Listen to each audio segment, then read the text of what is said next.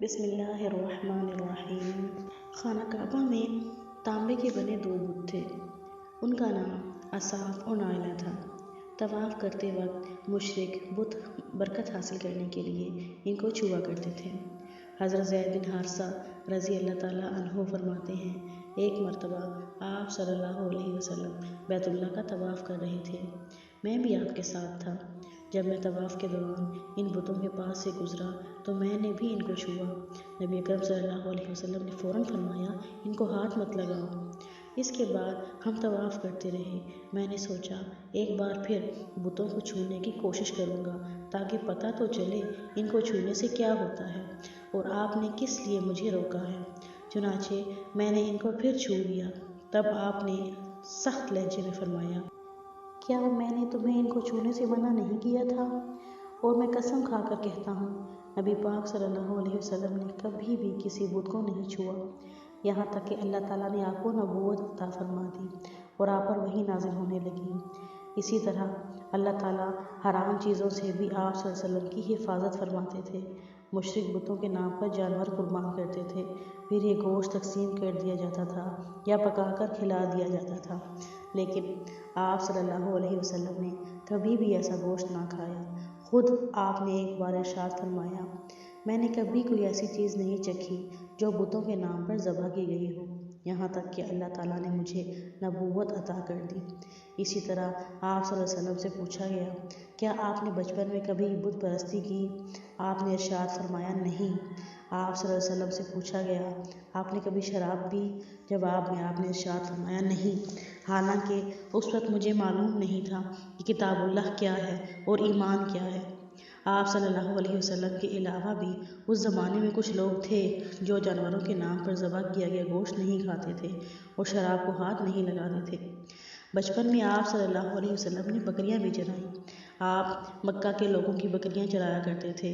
معاوضے کے طور پر آپ کو ایک سکہ دیا جاتا تھا۔ آپ فرماتے ہیں، اللہ تعالیٰ نے جتنے نبی بھیجے ان سب نے بکریاں چرانے کا کام کیا۔ میں مکہ والوں کی بکریاں قرارید یعنی سکے کے بدلے چرایا کرتا تھا۔ مکہ والوں کی بکریوں کے ساتھ آپ اپنے گھر والوں اور رشتہ داروں کی بکریاں بھی چرایا کرتے تھے۔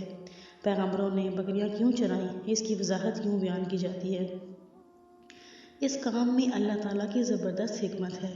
بکری کمزور جانور ہے، لہٰذا جو شخص بکریاں چراتا ہے اس میں قدرتی طور پر نرمی، محبت اور انکساری کا جذبہ پیدا ہوتا ہے۔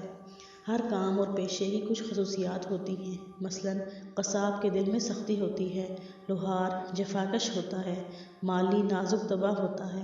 اب جو شخص بکریاں چراتا رہا، جب وہ مخلوق کی تربیت کا کام شروع کرے گا تو اس کی طبیعت میں سے گرمی اور سختی نکل چکی ہوتی ہے۔ مخلوق کی تربیت کے لیے وہ بہت نرم مزاج ہو چکا ہوتا ہے اور تبلیغ کے کام میں نرم مزاجی کی بہت ضرورت ہوتی ہے۔ عربوں میں ایک شخص بدر بن معاشر غفاری تھا۔ یہ عکاص کے میلے میں بیٹھا کرتا تھا، لوگوں کے سامنے اپنی بہادری کے قصے سنایا کرتا تھا، اپنی بڑائیاں بیان کرتا تھا۔ ایک دن اس نے پیر پھیلا کر اور گردن اکڑ کر کہا، میں عربوں میں سے سب سے زیادہ عزت دار ہوں، اور اگر کوئی یہ خیال کرتا ہے کہ وہ زیادہ عزت والا ہے تو تلوار کے زور پر یہ بات ثابت کر دکھائے۔ اس کے یہ بڑے بول سن کر ایک شخص کو غصہ آ گیا۔ وہ اچانک اس پر جھپٹا اور اس کے گھٹنے پر تلوار دے ماری۔ اس کا گھٹنا کٹ گیا۔ یہ بھی کہا جاتا ہے کہ گھٹنا صرف زخمی ہوا تھا۔ اس پر دونوں کے قبیلے آپس میں لڑ پڑے۔ ان میں جنگ شروع ہو گئی۔ اس لڑائی کو فجار کی پہلی لڑائی کہا جاتا ہے۔ اس وقت آپ صلی اللہ علیہ وسلم کی عمر 10 سال تھی۔ فجار کی ایک اور لڑائی بنو عامر کی ایک عورت کی وجہ سے ہوئی۔ اس میں بنو عامر بنو کنانہ سے لڑے کیونکہ کنانہ کے ایک نوجوان نے اس قبیلے کی کسی عورت کو چھیڑا تھا۔ فجار کی تیسری لڑائی بھی بنو عامر اور بنو کنانہ کے درمیان ہوئی۔ یہ لڑائی قرض کی ادائیگی کے سلسلے میں ہوئی۔ فجار کی ان تینوں لڑائیوں میں نبی اکرم صلی اللہ علیہ وسلم نے کوئی حصہ نہیں لیا، البتہ فجار کی چوتھی لڑائی میں آپ نے بھی شرکت فرمائی۔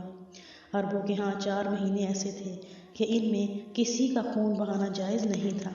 یہ مہینے ذوالقعدہ، ذی الحج، محرم اور رجب تھے۔ یہ لڑائیاں چونکہ حرمت کے ان مہینوں میں ہوئیں اس لیے ان کا نام فجار کی لڑائیاں رکھا گیا۔ فجار کا معنی ہے گناہ، یعنی یہ لڑائیاں ان کا گناہ تھا۔ چوتھی لڑائی جس میں نبی کریم صلی اللہ علیہ وسلم نے بھی حصہ لیا اس کا نام فجار براز تھا۔ یہ لڑائی اس طرح شروع ہوئی۔ قبیلہ بنو کنانہ کے براز نامی ایک شخص نے ایک آدمی عروہ کو قتل کر دیا۔ عروہ کا تعلق قبیلہ حوازن سے تھا۔ یہ واقعہ حرمت والے مہینے میں پیش آیا۔ براز اور عروہ کے خاندان میں لوگ یعنی بنو کنانہ اور حوازن اس وقت عکاظ کے میلے میں تھے۔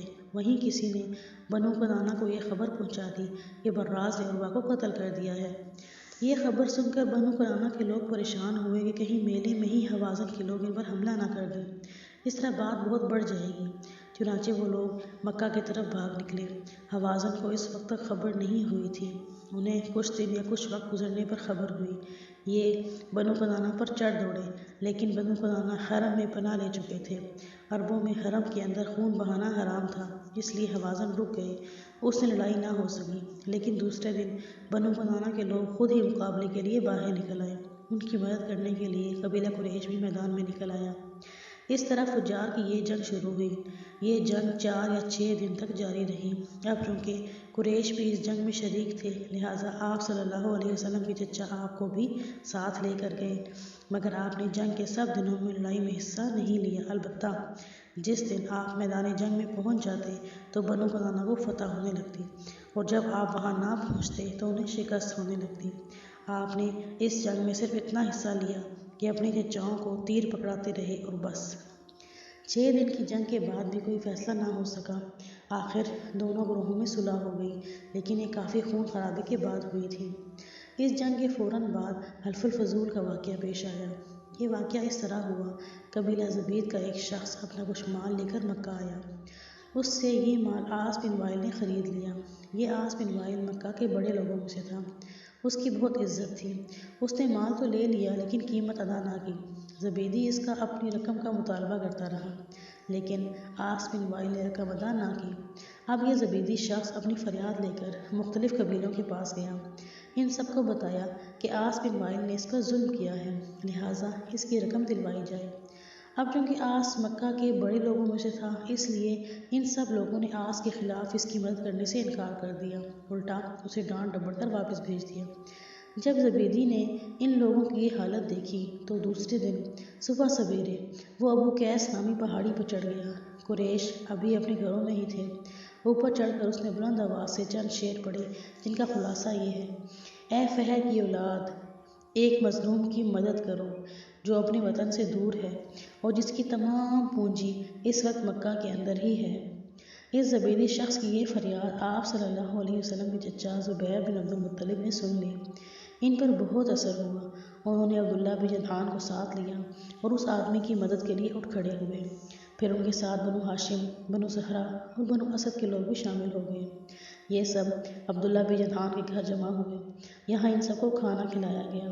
اس کے بعد ان سب سے خدا کے نام پر حلف لیا گیا۔ حلف کے الفاظ یہ تھے: ہم ہمیشہ مظلوم کا ساتھ دیتے رہیں گے اور اس کا حق ادا اسے دلاتے رہیں گے۔ اس حلف کا نام حلف الفضول رکھا گیا۔ اس عہد کے اور حلف کے موقع پر اللہ تعالیٰ کے رسول صلی اللہ علیہ وسلم بھی قریش کے ساتھ موجود تھے۔